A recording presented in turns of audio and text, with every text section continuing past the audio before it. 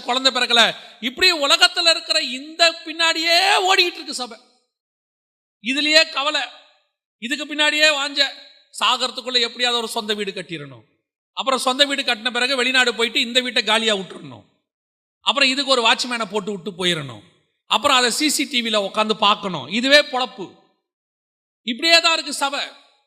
சபையினுடைய நோக்கம், ஆவிக்குரிய சபையினுடைய நோக்கம், ஒவ்வொரு விசுவாசி ஊழியக்காரனுடைய நோக்கம், நான் இன்னும் ஸ்பிரிச்சுவலா வளரணும், இன்னும் மேல போகணும். நான் உங்களுக்கு சொல்றேன், நீங்க இந்த பூமியிலிருந்து பரலோகம் போகிற வரைக்கும் ஆவிக்குரிய ஸ்டாண்டர்ட் வளர்ந்துகிட்டே இருக்கும். புது புது காரியங்களை கர்த்தர் வச்சிருக்கிறார், புது புது ஆவிக்குரிய அனுபவங்களை வச்சிருக்கிறாரு. நீ அந்த ஸ்டாண்டர்டுக்கு போகிற வரைக்கும், மரணம் அடைகிற வரைக்கும் அது உனக்கு பத்தவே பத்தாது.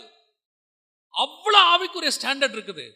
நீங்க அதுக்குள்ள போயிட்டீங்கன்னா இந்த உலகத்தினுடைய கவலைகள், போராட்டங்கள் எதுவும் உங்களை அசைக்காது, எதுவும் உங்களை ஒன்றுமே செய்ய